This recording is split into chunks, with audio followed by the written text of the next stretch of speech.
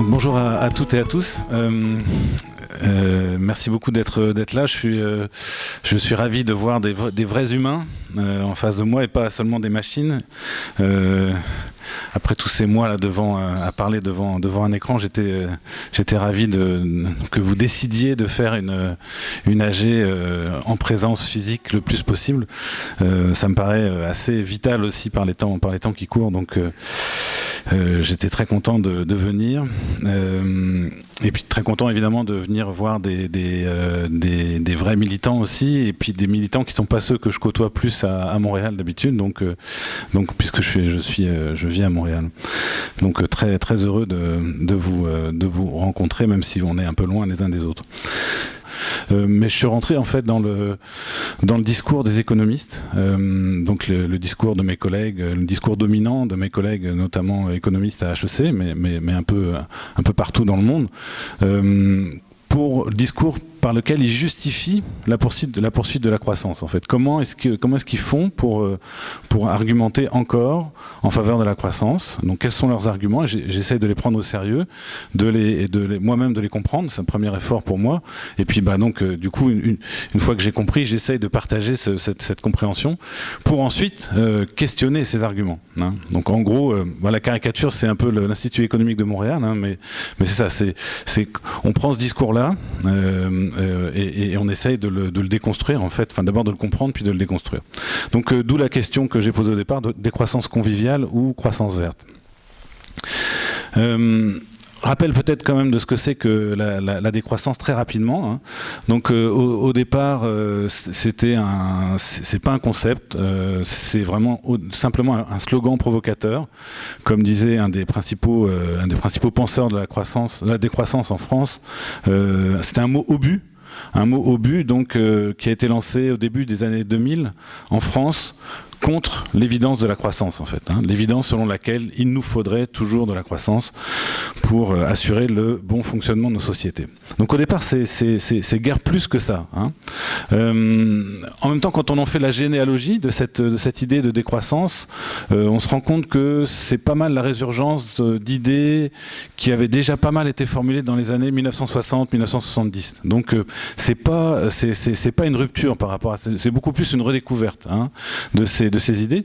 Et puis là maintenant on a des jeunes historiens qui vont fouiller dans les poubelles de l'histoire et qui découvrent en fait que la critique de l'extractivisme, la critique donc de la croissance, même si c'est pas le mot qu'on utilisait à l'époque, c'est une critique qui date des débuts de l'ère industrielle en fait. Hein. Et donc des gens comme vous là qui un jour se sont réveillés pour dire oh là ça suffit, la destruction de mon milieu de vie, en fait il y en a eu des tonnes et des tonnes. Bon, sauf qu'ils ont été du mauvais côté de l'histoire, ils ont perdu et donc ils ont disparu dans les poubelles. Mais on les ressort aujourd'hui et on découvre en fait que non, la critique écologique, c'est pas quelque chose qui émerge en Occident dans les années 60, c'est quelque chose qui est là depuis les débuts de l'industrialisation au moins.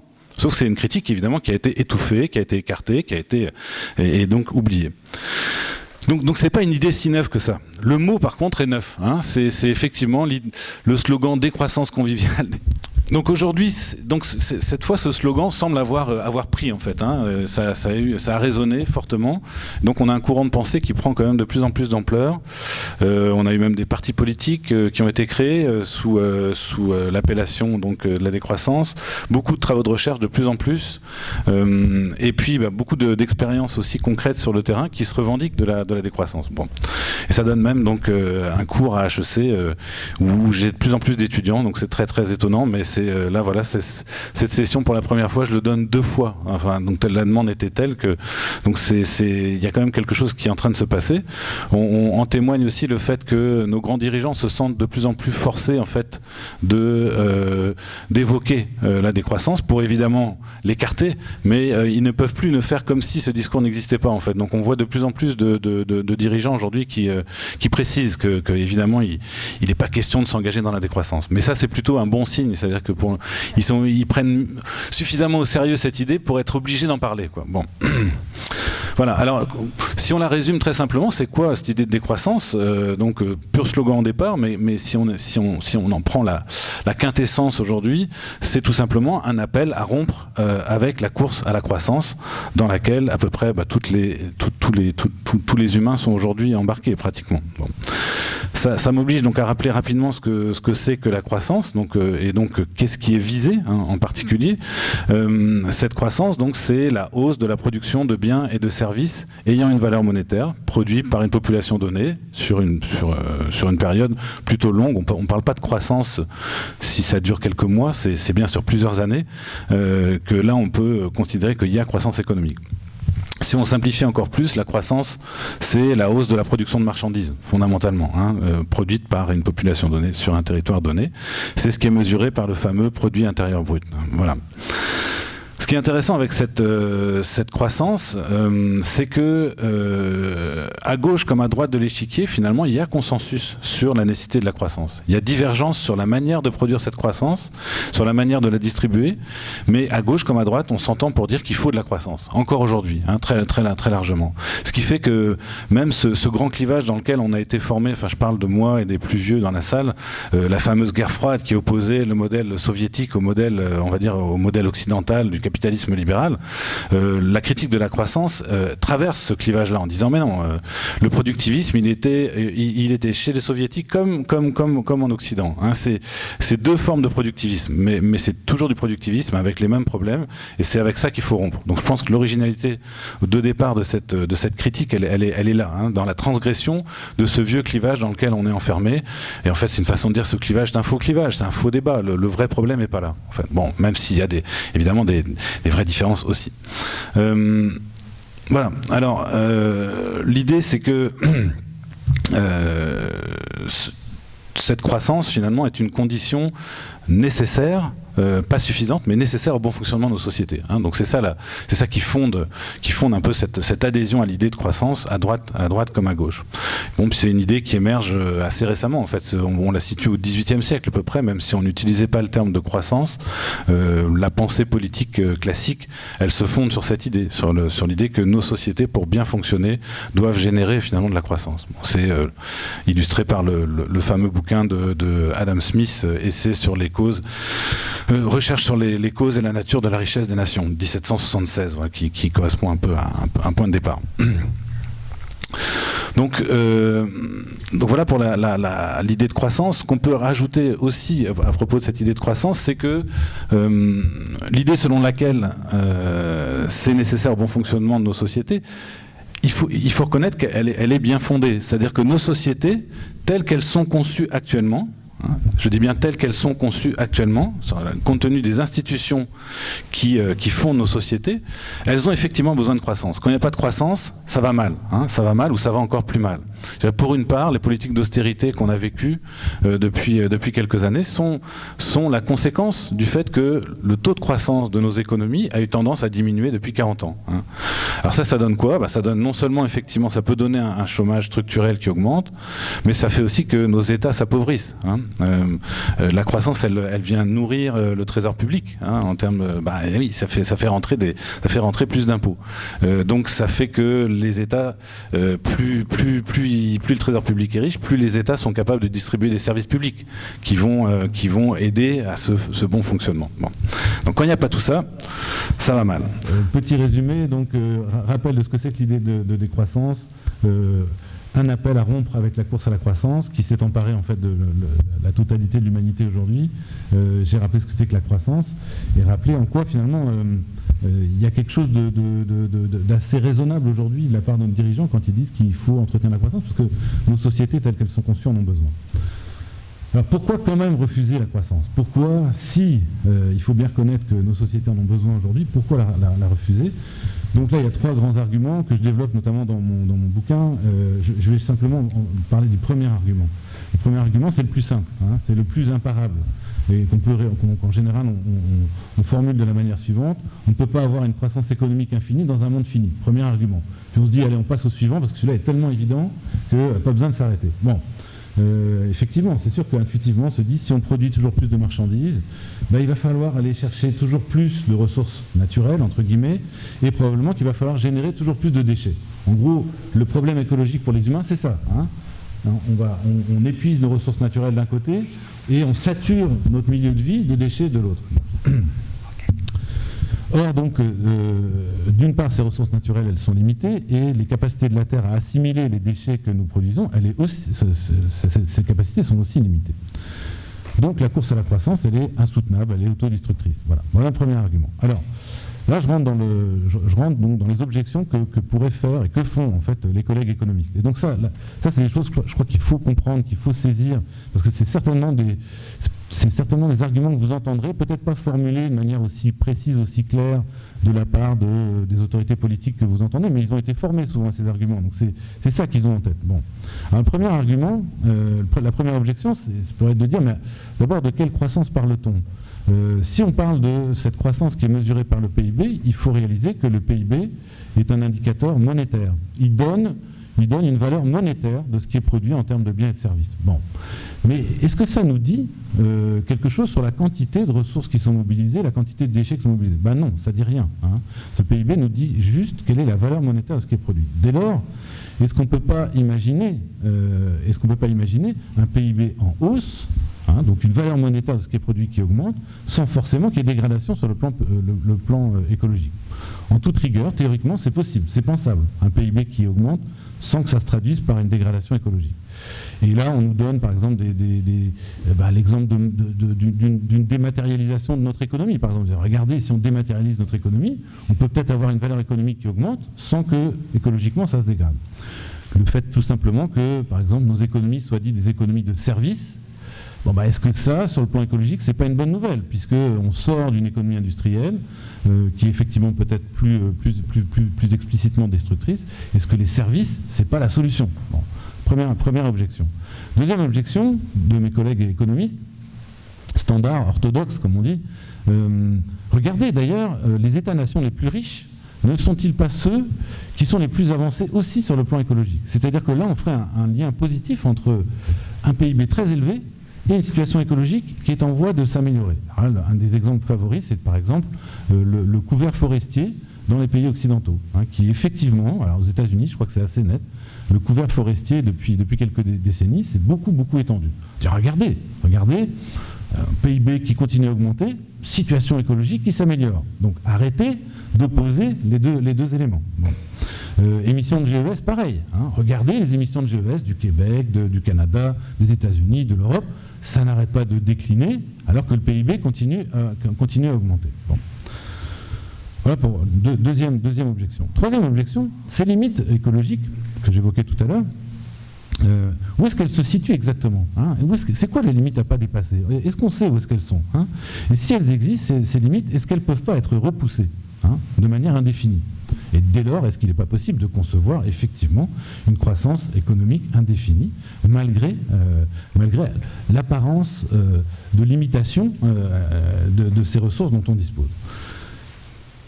Parce qu'il y a-t-il, et c'est la dernière objection, est-ce qu'il y a une limite à l'inventivité humaine, donc notamment pour trouver les moyens de repousser ces limites. Et dans ce cas-là, s'il faut trouver les moyens, et si on peut trouver les moyens de repousser ces limites écologiques, la croissance économique apparaît comme une condition de possibilité essentielle. Il faut générer de la richesse pour soutenir l'innovation technologique. Donc, appeler à une rupture avec la croissance, c'est le truc le plus idiot à faire, puisque au contraire, c'est cette croissance qui va nourrir nos capacités d'innovation, et qui va nous permettre de repousser ces limites indéfiniment. Bon. Voilà. Alors, voilà pour, il me semble, un résumé sans doute partiel, mais des principaux arguments auxquels, en tout cas, moi, je fais face quand je discute avec des économistes. Bon. Donc, ça, c'est leurs objections. Comment ils répondent à la question ok, on fait comment alors concrètement pour avoir quelque chose comme une croissance verte, c'est-à-dire une croissance économique, un PIB qui continue à augmenter sans que continue à se dégrader la situation sur le plan écologique. En gros, ils disent tout simplement il faut produire autrement nos marchandises. Produisons autrement nos marchandises ou produisons d'autres marchandises. Des marchandises que j'appellerais propres, avec des guillemets, plein de guillemets, ou moins sales. Bon. Voilà, la solution est aussi simple que ça. C'est produisons des marchandises propres ou moins sales. Mais ne produisons pas moins de marchandises. Faisons en sorte qu'elles soient propres ou moins sales, c'est tout.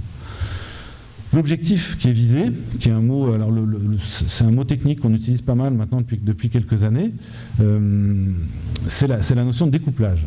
C'est le découplage entre la croissance économique et la consommation de ressources et la production de déchets due à cette croissance économique. Donc on veut dissocier la croissance économique de ses impacts sur le plan écologique. Bon. C'est ça l'idée de découplage. Alors je l'illustre ici avec ce petit, là j'ai un petit schéma, oui, pour le coup ça aurait été bien que je le présente, mais c'est pas grave. Je pense que je l'ai bien résumé quand même.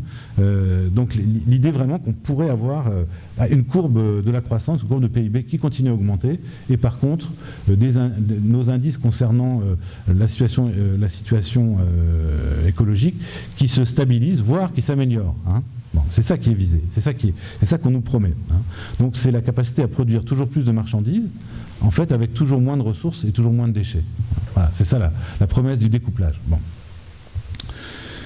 Qu'est-ce qui aujourd'hui parie sur ce découplage, en fait, sur ce qu'on pourrait appeler un découplage absolu, c'est-à-dire vraiment une dissociation, une décorrélation totale entre croissance économique et impact écologique de cette croissance. Qui parie là-dessus?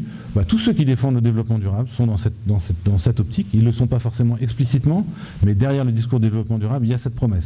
Derrière le discours de l'économie verte, de la croissance verte, il y a cette promesse. Derrière le discours de l'économie circulaire, au moins telle qu'elle est relayée aujourd'hui par, on va dire, nos instances dirigeantes, cette économie circulaire, elle repose sur la même promesse du découplage entre économie et écologie.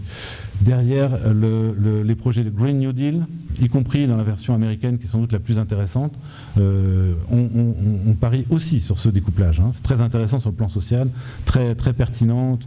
Là, il y a une vraie rupture politique aux États-Unis avec cette proposition. Par contre, sur le plan écologique, non, c'est zéro rupture. On reste dans la même promesse de la possibilité d'un découplage entre croissance et impact écologique de cette activité économique. Quelle est donc voilà, j'ai situé un peu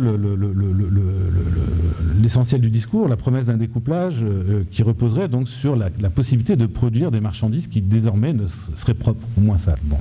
Alors maintenant, j'utiliserai une métaphore culinaire en fait. Quelle est la recette d'une marchandise propre?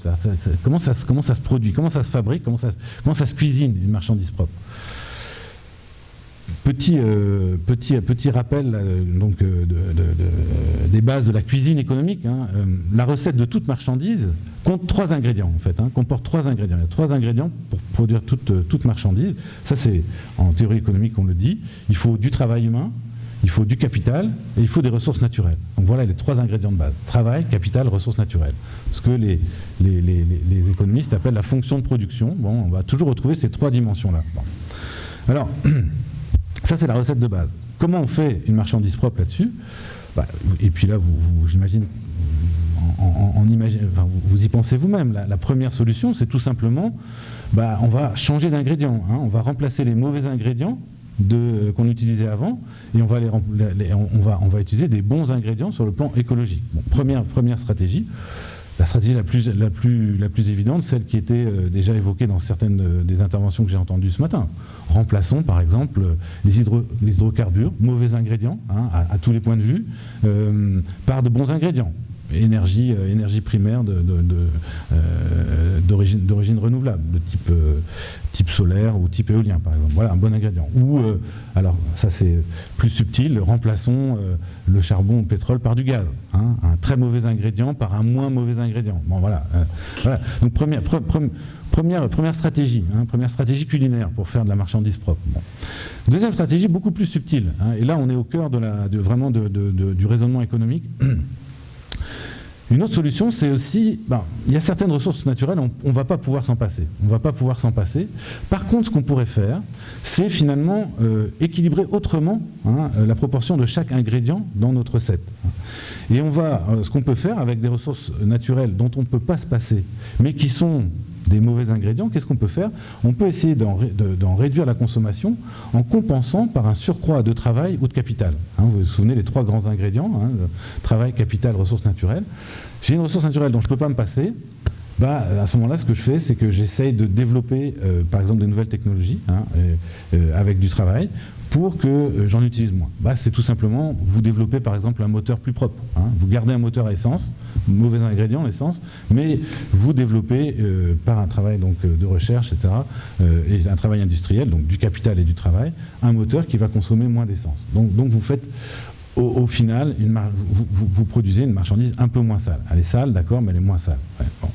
Donc c'est ça la base du raisonnement. Ça va très loin, hein, parce que donc là j'ai pris l'exemple du moteur qui est le plus évident, mais si par exemple la situation écologique est telle que nos pollinisateurs ne font plus le boulot de polliniser par exemple une partie de nos cultures, bah, on peut compenser. Hein, on peut compenser avec du travail du capital. Créons le robot pollinisateur. Walmart a déposé un brevet de robot pollinisateur comme dans la série Black Mirror. Je ne sais pas si vous l'avez vu. Donc ça existe.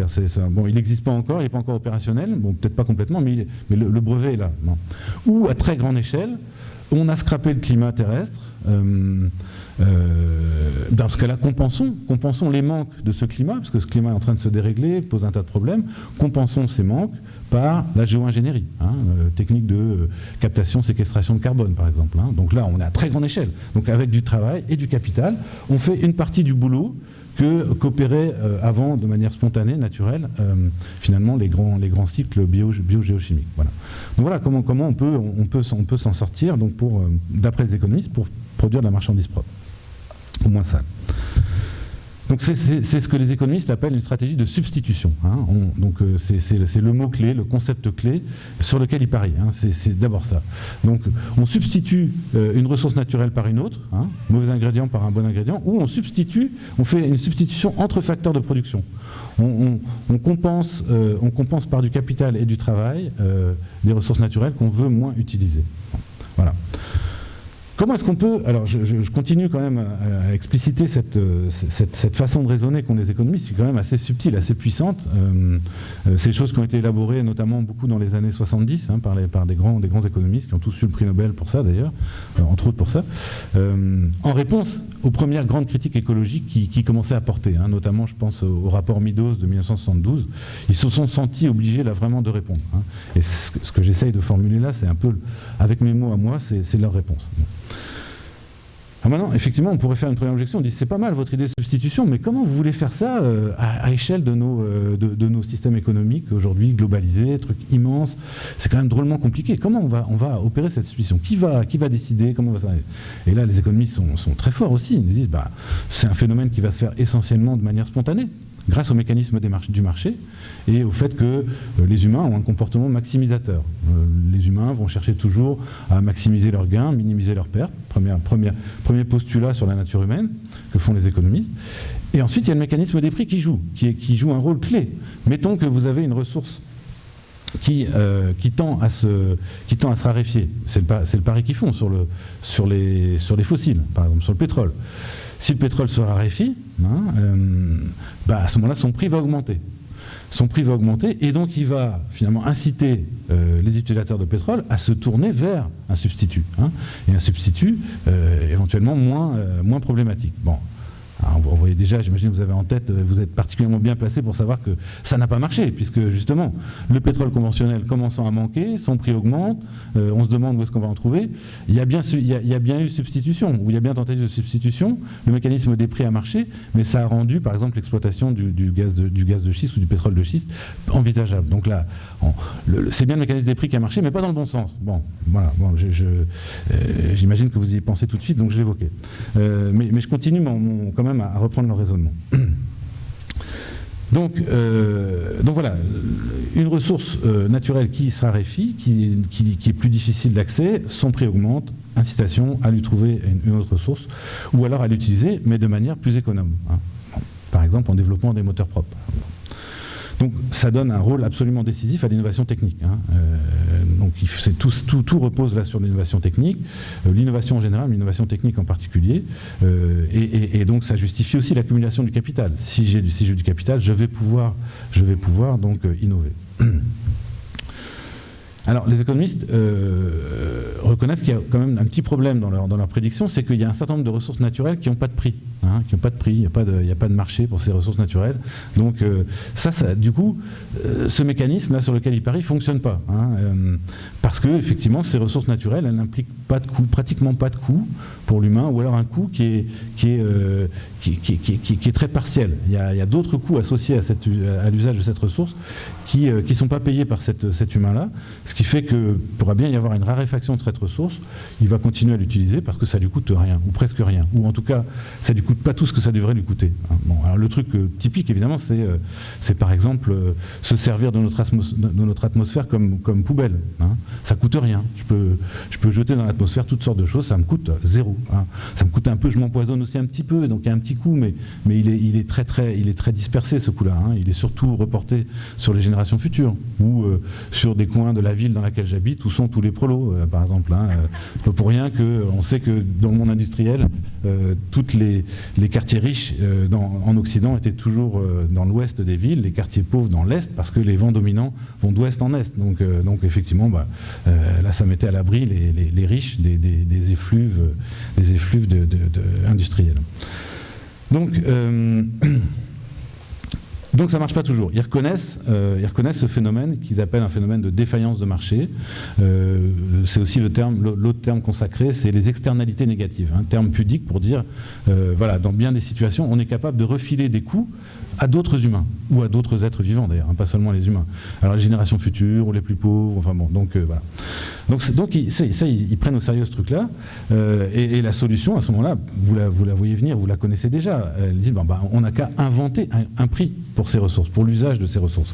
On va leur donner un prix, on va leur fixer un prix, et ça, à ce moment-là, ça va rétablir le mécanisme d'incitation à la substitution, hein, entre bons ingrédients, mauvais ingrédients, ou entre facteurs de production.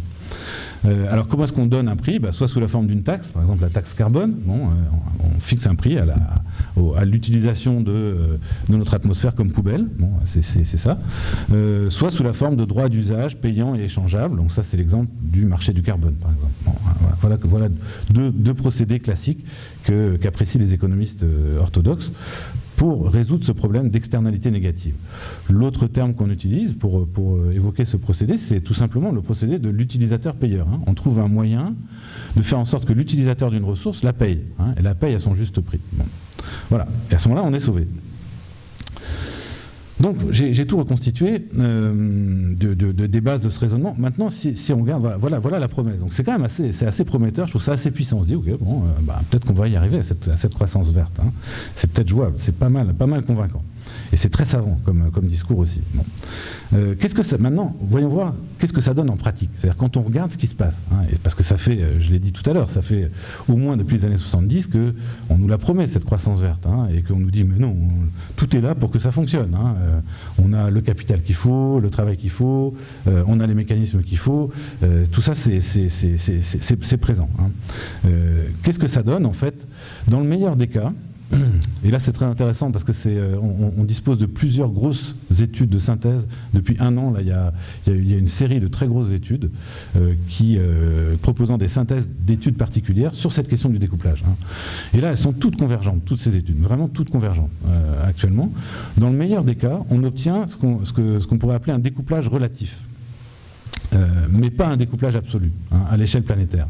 Et là, c'est à l'échelle planétaire que ça nous intéresse. Hein. Là, très bizarrement, ces économistes libéraux qui nous font l'apologie de la mondialisation de l'économie ne pensent pas à la mondialisation de l'écologie. Hein. L'écologie, c'est au niveau national. Hein. Donc ils vont défendre, ces gens-là, des mesures de notre impact écologique à une échelle nationale, ce qui est complètement débile, hein, surtout en Occident. En Occident, notamment par rapport à la question des émissions de GES, on continue à se dire regardez, nous, nos émissions, ça s'améliore. Mais parce qu'on mesure nos émissions produites sur le territoire québécois.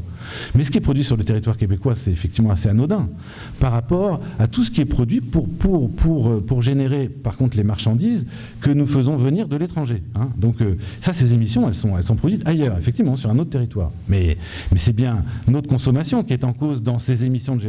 Donc là, il y a une espèce de mensonge incroyable, hein, et que mes collègues économistes alors continuent à entretenir là, vaillamment, gaillardement.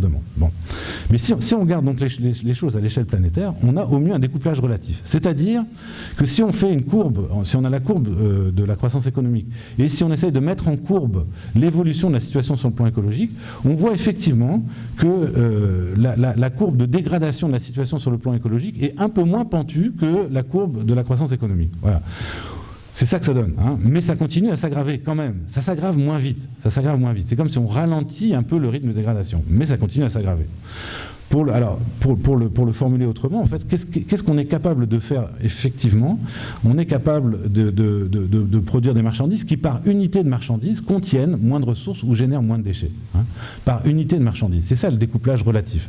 Par marchandise qu'on produit, c'est vrai qu'on est capable de mobiliser moins de ressources, d'en dégrader moins et de générer moins de déchets. Le problème, c'est que comme on produit toujours plus de marchandises, finalement, ces gains-là sont annulés. Hein, et ça fait que la situation se dégrade. Donc, se pose la question de savoir pourquoi ça ne marche pas, en fait. Hein. Pourquoi ça ne marche pas? Alors, toutes ces études-là que j'évoquais, puis je pourrais peut-être donner à Jacques Rousseau des références précises, parce que là on a des choses qui sont tout à fait scientifiques.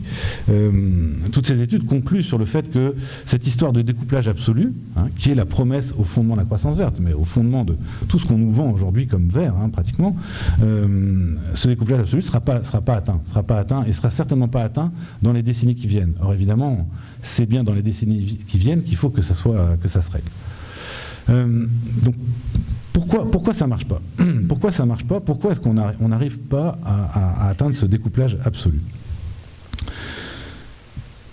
Trois types de limites, trois grandes limites qu'on peut évoquer. Enfin, je rassemble ça moi en trois grandes limites. D'abord des limites biophysiques. Hein, on bute sur des limites biophysiques. Deuxième limite, des limites économiques. Troisième limite, des limites politiques. Je vais essayer de les présenter rapidement. Limite biophysique d'abord. En fait, on constate tout simplement que on n'a pas de substitut, ou alors des substituts très imparfaits, pour un certain nombre de ressources non renouvelables cruciales aujourd'hui. Autrement dit, le mécanisme de substitution ne peut pas marcher parce qu'en fait, il n'y a tout simplement pas de substitut. C'est-à-dire, il y a certains mauvais ingrédients qu'on utilise aujourd'hui qui n'ont pas de substitut, ou alors des substituts imparfaits. Ça ne fait pas le même boulot. Alors l'exemple type, et ça résonne donc avec ce que Jacques m'avait demandé, c'est les hydrocarbures. C'est ça. Les hydrocarbures sont au cœur de ce problème-là. Hein. Si on continue aujourd'hui à utiliser 80% d'énergie fossile à l'échelle mondiale pour faire tourner nos machines, c'est pas seulement parce qu'on subit un lobbying efficace des pétrolières ou des charbonnières ou des gazières. Oui, bien sûr que c'est là, mais c'est aussi parce que ces énergies-là sont extraordinaires. Leurs capacités de production sont uniques. Hein, au sens le plus fort du terme. Les énergies renouvelables ne peuvent pas s'aligner sur ces énergies fossiles pour assurer une production aussi intense, au rythme dont on a besoin, etc., où on veut. Là, on bute sur une première limite majeure. L'illustration que j'aime présenter pour ça, c'est la comparaison entre deux avions. Le premier avion, c'est le Solar Impulse 2, Solar Impulse 2, je sais pas, pardon pour mon accent anglais, c'est le premier avion à énergie solaire photovoltaïque qui a fait le tour du monde. Vous savez, ça fait quelques années qu'ils l'ont fait.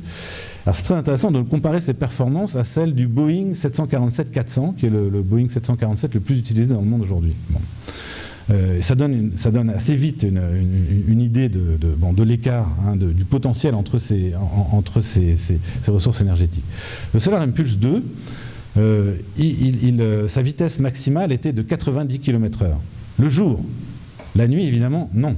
Plus de soleil, intermittence des énergies fossiles. Première limite majeure par rapport aux fossiles. Donc 60 à 90 km/h. Il transportait un passager, et un seul. C'était un énorme problème, parce que quand il a fallu traverser le Pacifique, le passager, c'était le pilote. Et le pilote, il ne pouvait pas dormir. Donc il fallait là, je ne sais pas combien de temps ça a mis, mais c'était très long. Et donc je pense que c'est lors de 2-3 nuits, parce qu'il a fait des sauts de puce entre les îles. Mais donc c'était un des gros enjeux de cette traversée. Pourquoi un passager?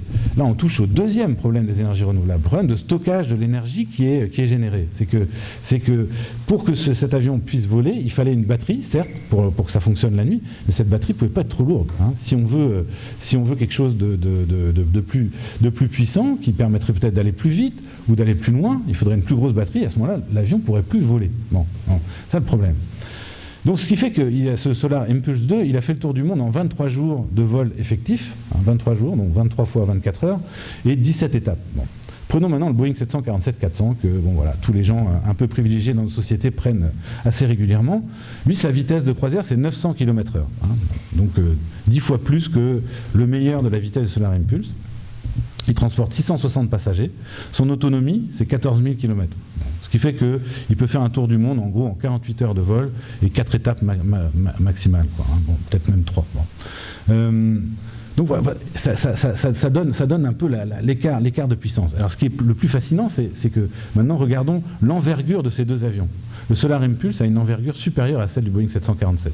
72 mètres d'un bout d'une aile à l'autre bout. Le 747, c'est 68 mètres à peu près, donc 4 mètres de moins. Bon. Et pourtant, il est bien plus performant. Parce que là, on a un autre indice intéressant, c'est que ces énergies renouvelables sont effectivement très intéressantes parce qu'elles arrivent en grande quantité jusqu'à nous, certes de manière intermittente, certes difficiles à stocker quand on les transforme en électricité, mais cette transformation, elle bute sur une autre difficulté, c'est que ces énergies sont extrêmement diffuses, sont très très très diffuses. Donc il faut un travail de concentration. Ça vaut pour le soleil, les panneaux photovoltaïques, ça vaut pour le vent, ça vaut aussi pour le courant, pour le flux aquatique, hein, l'hydroélectricité. Il faut concentrer ce flux d'eau pour pouvoir faire tourner des turbines de façon efficace. Donc il y a toujours un gros travail qui suppose en général en fait de couvrir de très vastes territoires. Hein. Donc qui dit développement d'énergie renouvelable dit occupation des sols, dit conflit d'usage de ces sols évidemment aussi potentiellement. Bon. Donc voilà. Donc je me suis arrêté un peu sur ce problème-là parce qu'il faisait écho à la demande de Jacques aussi. Donc là, on a vraiment une première limite. Donc ces énergies dites renouvelables, qui sont celles vers lesquelles il faut aller, hein, elles présentent plein d'avantages, notamment sur le plan écologique. Ce sont des bons ingrédients, mais par contre, si on les adopte, on ne produira pas autant qu'on produit aujourd'hui. C'est ça que ça veut dire, concrètement. Hein. Bon. Alors on a d'autres problèmes de substituts. Il y a d'autres substituts qui n'existent pas ou alors qui n'ont que des substituts imparfaits. Je citerai rapidement le phosphore qui est à l'état concentré, qui est très utilisé dans l'agriculture industrielle aujourd'hui. Ce phosphore à l'état concentré, il existe dans quelques sites dans le monde, mais on voit à l'échelle de quelques décennies maintenant l'épuisement de ces sites. Bon. Et là on ne sait pas comment faire fonctionner l'agriculture industrielle, surtout alors que cette industrie est en train de tuer de plus en plus nos sols, c'est-à-dire qu'il faut de plus en plus d'engrais pour que ces sols donnent encore quelque chose. On ne sait tout simplement pas comment la faire fonctionner. Troisième ressource qui est en voie d'épuisement, et j'avais cru que c'était une plaisanterie au départ, ressource non renouvelable extrêmement utilisée aujourd'hui, c'est la troisième ressource la plus utilisée dans le monde après l'air et l'eau par les humains, c'est le sable. Le sable, donc, qui est la composante de base aujourd'hui à la fois de pratiquement toutes nos infrastructures. Le béton, hein, le béton c'est quand même notre élément de base aujourd'hui de construction, mais le sable aussi très utilisé dans les routes. Enfin, bon, et on a un vrai problème d'accès au sable aujourd'hui, de plus en plus à l'échelle mondiale. Bon, certains métaux rares aussi qui sont impliqués dans le développement des énergies renouvelables, là aussi, on ne trouve pas de substitut. Voilà. Donc va se poser le problème de leur remplacement. Ça, c'est pour les ressources dites non renouvelables. Mais il y a aussi les ressources renouvelables. C'est un terme qui est un peu dangereux, hein, l'idée de ressources renouvelables, parce qu'on a l'impression que c'est renouvelable à l'infini. Donc là, on peut puiser dedans autant qu'on veut. Ce qui est faux, évidemment, c'est qu'on peut puiser dedans autant qu'on veut, du moment qu'on respecte leur rythme de renouvellement, qu'on leur permet de se renouveler. Bon, donc, et là, malheureusement, en fait, on a des indices qui montrent que ce n'est pas le cas. Enfin, on est d'ores et déjà dans des situations où un certain nombre de nos ressources sont utilisées à un rythme qui est tout à fait insoutenable. C'est ce qu'essaye de rendre le fameux indicateur là, du jour du dépassement chaque année. Là, donc, mais il y a des études peut-être un peu plus systématiques, un peu plus sérieuses là-dessus, qui sont sorties dans les années 2010 sur les limites planétaires. Donc très, très intéressante étude. Je pourrais donner aussi à Jacques les références de Rockström et Stephen, donc un collectif pluridisciplinaire donc, rassemblé par des chercheurs suédois, qui ont essayé d'identifier les limites planétaires à ne pas franchir, à ne pas dépasser. Et puis ensuite, pour chacune de ces limites, ils ont fixé des seuils qu'il faudrait respecter. Alors il y a notamment la biodiversité, il y a le climat, il y a le couvert forestier, il y a le cycle du phosphore, le cycle de l'azote. Bon, il y en a donc au total maintenant 10. Et il y en a 4 qui sont pour eux dépassés, c'est-à-dire 4 pour lesquels on est au-delà de seuils qui pour eux leur paraissent extrêmement dangereux. Extrêmement dangereux pour la poursuite de l'aventure humaine dans les conditions qu'on a connues jusqu'ici. Évidemment, le problème des GES, la déforestation, Alors oui, il y a plus de forêts aux États-Unis, mais bon, dans le reste du monde, par contre, non. La déforestation, elle progresse à vive allure partout ailleurs. Bon. Et le cycle de l'azote et du phosphore, donc deux composants chimiques absolument essentiels donc, à la croissance notamment de la flore. Donc notre agriculture en dépend aussi fortement. Donc là, c'est pareil, quoi. On ne va pas réinventer, certaines de ces ressources renouvelables. Si on les détruit, là, ça va mettre beaucoup de temps, au moins pour reconstituer ces cycles, minimalement. Bon. Voilà. Alors, ça, c'est la première stratégie. Vous vous souvenez, dans mon petit livre de recettes de la marchandise propre, première stratégie de substitution, je remplace les bons ingrédients, les mauvais ingrédients, donc par des bons ingrédients. Bon, là on bute sur ces limites-là. Ça ne se fait pas aussi facilement. La deuxième stratégie, c'est, ok, on va plutôt jouer sur le rapport, l'équilibre entre nos trois grandes catégories d'ingrédients, le travail, le capital et les ressources naturelles. Donc ce que j'ai appelé la substitution entre facteurs de production. Et là, il y a une espèce de, je pense qu'on pourrait dire presque de malhonnêteté en fait de la théorie économique de parler de substitution, parce qu'il n'y a pas de substitution totale, en l'occurrence. C'est une substitution partielle, c'est-à-dire qu'on on utilisera toujours des ressources naturelles, et notamment toujours de l'énergie. Il n'y a pas d'activité économique qui ne mobilise pas de l'énergie. Donc, on ne remplace pas du capital naturel, comme disent les économistes, par du capital artificiel. Non, on met un peu plus de capital artificiel pour compenser une moindre utilisation de capital naturel. Mais il y a toujours des ressources naturelles qui vont être utilisées. Donc si on veut produire toujours plus de marchandises, il va falloir assumer qu'il va falloir puiser dans ces ressources naturelles. Donc c'est une autre limite sur laquelle on bute. On bute aussi sur des limites technoscientifiques, c'est-à-dire que des gains d'efficacité qu'on peut réaliser dans l'usage de nos ressources, dans certains cas, on est au bout de ces gains-là. Par exemple, une ampoule LED, ça transforme 100% de l'énergie électrique qui arrive en lumière. On ne peut pas faire mieux qu'une ampoule LED. Voilà, il n'y a pas mieux. Les éoliennes, on sait qu'on est très proche aussi d'une limite qui a été évaluée par un certain monsieur Betz, donc transformation du vent en énergie électrique. Nos éoliennes sont pratiquement au top de ce qu'elles peuvent faire. Donc, bon, j'imagine qu'au photovoltaïque, on va aussi buter sur des limites, même s'il y a encore beaucoup de progrès en cours actuellement. La miniaturisation aussi de nos composants, c'est une façon intéressante de miniaturiser vos machines. Vous utilisez moins de métaux, vous utilisez moins de ressources pour produire vos machines. Très intéressante dans cette perspective de substitution partielle. Mais la miniaturisation, elle bute aussi sur des limites. Aujourd'hui, sur le plan électronique, on est pratiquement à ses limites. On sait plus comment faire.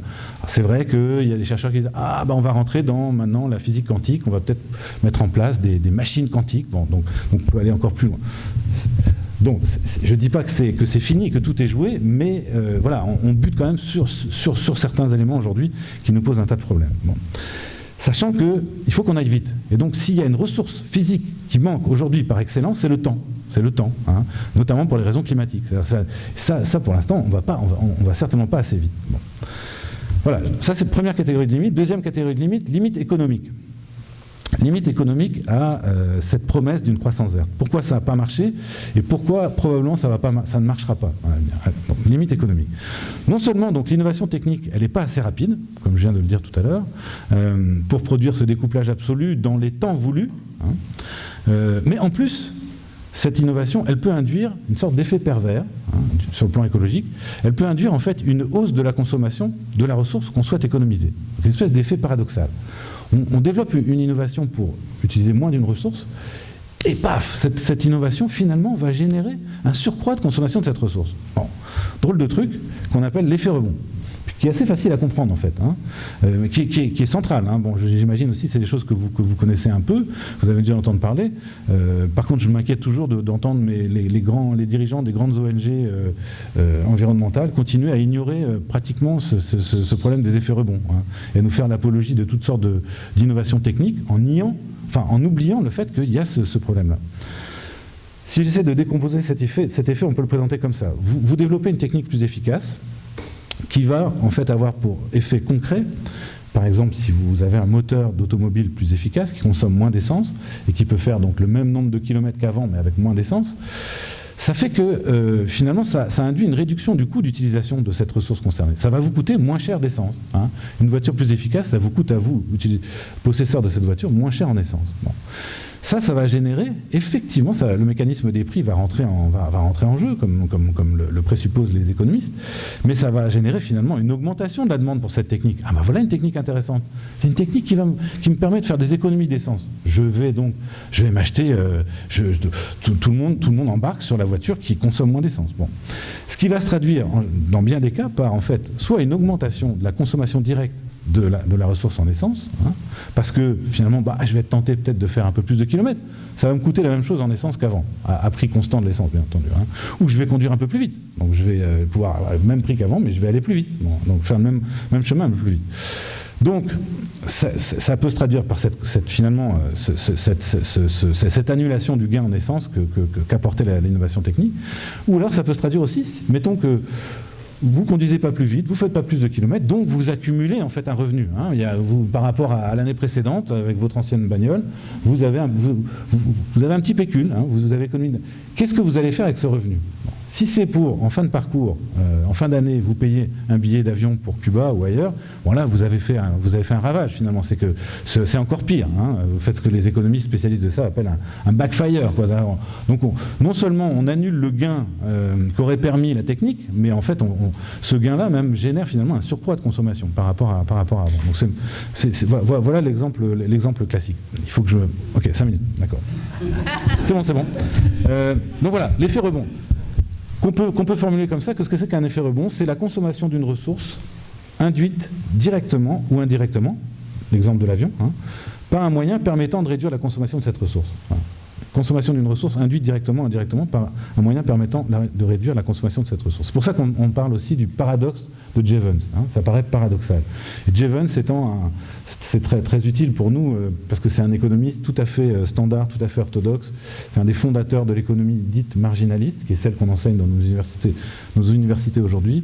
Donc il écrit au XIXe siècle. Au XIXe siècle, le gouvernement anglais lui demande de faire un rapport sur l'avenir du charbon. Hein. Donc l'industrie, évidemment, là on est au 1860, l'industrie là, carbure au charbon plus que jamais. Évidemment, les parlementaires se disent le charbon, on va peut-être pas en avoir toujours. Donc comment est-ce qu'on doit anticiper sur cet épuisement du charbon ?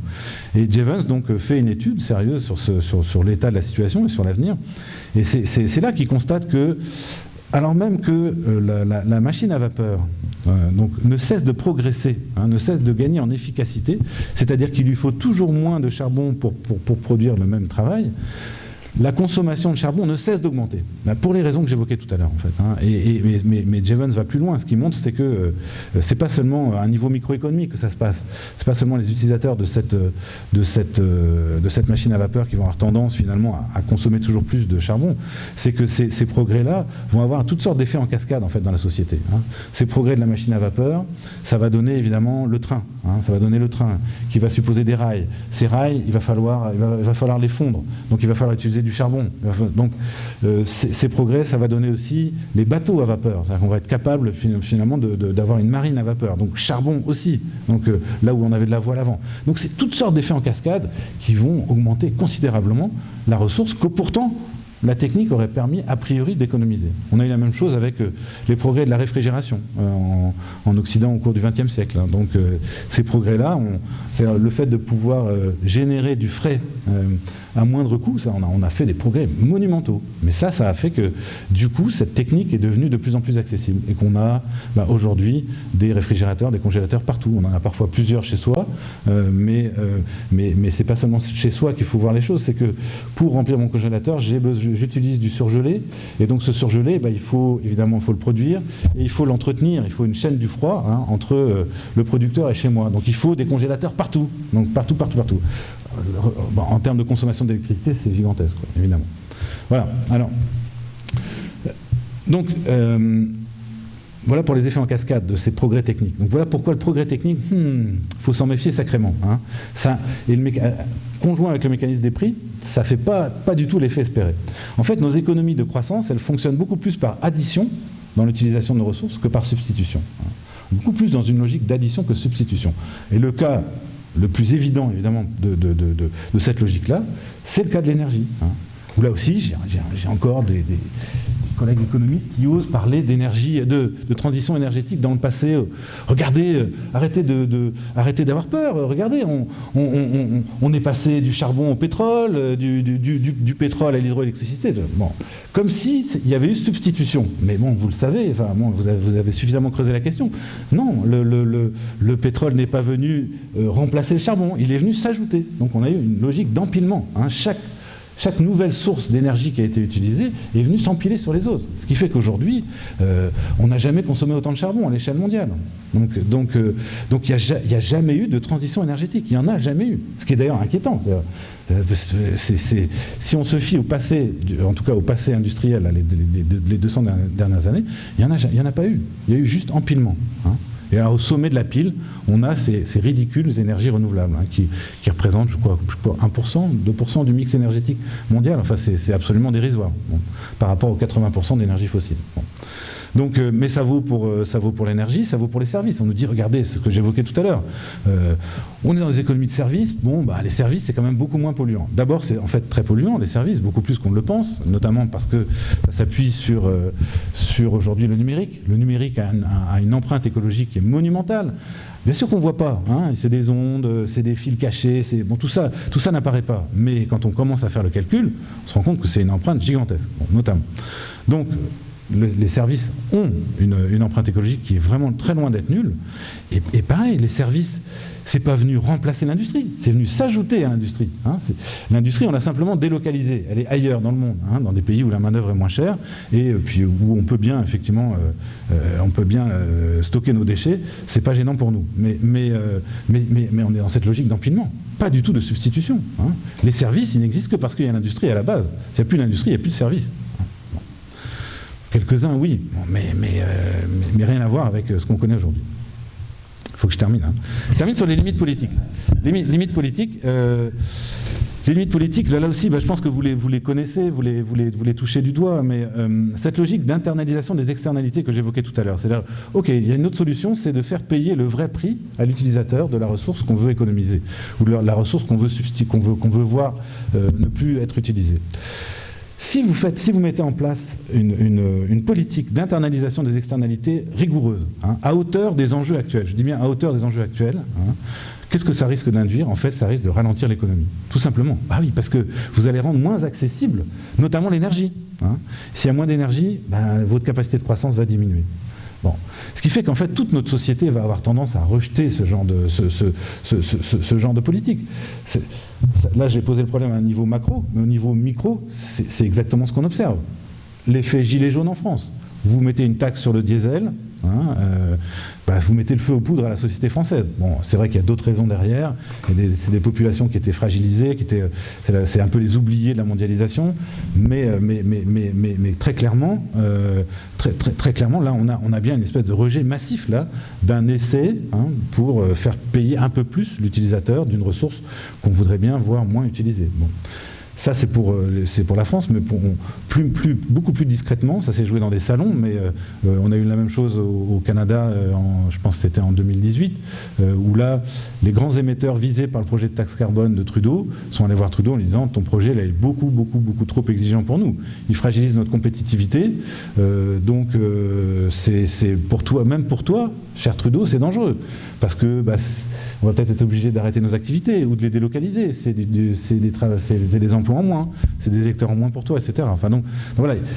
Donc il y a, compte tenu de la dynamique de nos sociétés, politiquement cette logique d'internalisation des externalités est très difficile à mettre en œuvre. Hein. D'où tous les rejets, en fait. À chaque fois qu'il y a une politique un peu sérieuse qui est proposée, c'est écarté. Bon. Je termine tout à fait. En conclusion. Donc, qu'est-ce qu'on peut tirer de tout ça? Alors, à la fois une explication aux raisons pour lesquelles il n'y a jamais eu de croissance verte, hein, et ça c'est incontestable, donc refuser tout discours qui dit le contraire, et raisons pour lesquelles il n'y en aura probablement jamais. Alors, en me disant, je suis dans le probable, je ne connais pas l'avenir, peut-être qu'on aurait une grappe d'innovation extraordinaire qui pourrait nous faire gagner du temps encore. On ne peut pas l'exclure, hein. C'est à ça que se raccrochent en dernier recours les partisans de la croissance verte. Bon. Mais en tout cas, c'est très peu probable, et surtout très peu probable dans le temps dont on dispose. toute solution technique de grande ampleur, et c'est de ça dont on a besoin, si on veut essayer de maintenir les choses dans l'état actuel, ça demande des décennies et des décennies de mise en place. Enfin, on est à une échelle immense là, donc c'est très très long. Première conclusion. Deuxième conclusion, il n'y aura pas de transition énergétique sans baisse très significative de nos capacités de production. C'est-à-dire que si on défend la transition énergétique sérieusement, on est obligé de défendre l'idée de décroissance, c'est-à-dire l'idée de rupture avec cette course à la croissance. Bon, ça, je pense, on peut en débattre, mais autrement dit, entre croître ou durer, il va falloir choisir. C'est ça qu'il faut poser comme alternative. Croître ou durer, il y a un choix à faire. On ne peut pas faire les deux. Bon. Comment est-ce qu'on fait ? C'est ce que je propose dans mon petit bouquin avec le sous-titre. La première chose à faire, si vraiment on veut faire cette transition énergétique, cette transition écologique, si vraiment on veut arrêter la catastrophe écologique en cours, il faut produire moins. Donc on réduit la quantité de biens et de services qu'on produit et on fixe des limites à cette production, en établissant, là où on est, là où on vit, des normes de ce qui est suffisant en termes de production. Deuxième impératif, il va falloir aussi partager plus. On est déjà dans un monde avec beaucoup d'inégalités, où il y a déjà des humains qui n'ont pas de quoi manger dignement, de vivre dignement. Si on produit moins de biens et de services, c'est clairement sur eux que ça va retomber en premier. Donc ça exige encore plus. De toute façon, il faudrait le faire, mais si on produit moins, il va falloir vraiment partager beaucoup plus qu'on ne le fait, et tendre vers une égalité des conditions en ce qui concerne nos moyens d'existence, et notamment notre accès à l'énergie. Ça supposera aussi de remettre en question nos rapports d'exploitation, sur lesquels fonctionne cette croissance. On pourra en parler dans la discussion. La solution, pour moi, c'est ce que j'appelle les communs, la communalisation. Et troisième impératif, donc produire moins, partager plus, et il va falloir décider de tout ça ensemble. Si on tient un peu à l'idée de démocratie, c'est une idée qu'on défend dans la décroissance, il va falloir qu'on puisse décider de ces limites à fixer ensemble, de la manière de répartir nos moyens de vivre ensemble. Bien sûr qu'il y a des tensions, ça va être... La démocratie, c'est pas le consensus, c'est le conflit, c'est le conflit, il y en aura. Il y aura un rapport de force, c'est clair, mais le 1% ne pèse que 1%. Pour l'instant, il est très lourd parce qu'on est dans un monde qui compte non pas une voix un homme ou un humain, mais une voix $1. Mais si on vit dans un monde où on compte une voix par être humain, le 1% ne pèsera pas si lourd que ça. Donc démocratisation radicale de nos institutions, mais aussi, et je termine tout à fait là-dessus, si on veut vraiment reprendre le contrôle de nos vies, reprendre collectivement le contrôle de nos vies, il va falloir aussi se débrancher des grands macro-systèmes économiques et techniques dont on dépend aujourd'hui. C'est-à-dire, ça veut dire économiquement relocalisation, une tendance à la relocalisation, sortir de ces grands systèmes mondialisés sur lesquels on ne contrôle rien du tout, ou c'est des logiques qui nous passent au-dessus de la tête en permanence, même au-dessus de la tête de nos dirigeants. Mais ça veut dire aussi se débrancher de nos grands systèmes techniques. Alors justement, système hydroélectrique très puissant, si magnifique. En même temps, c'est pareil, c'est un système qui pose plein de problèmes. Et donc, est-ce qu'on peut imaginer passer, et à notre avis dans la décroissance, on pense qu'il faut imaginer développer des techniques moins puissantes. Donc ça va nous donner moins de pouvoir, mais ça va nous donner plus de contrôle, parce que c'est des techniques qu'on va peut-être pouvoir contrôler nous-mêmes. Voilà, j'arrête tout à fait.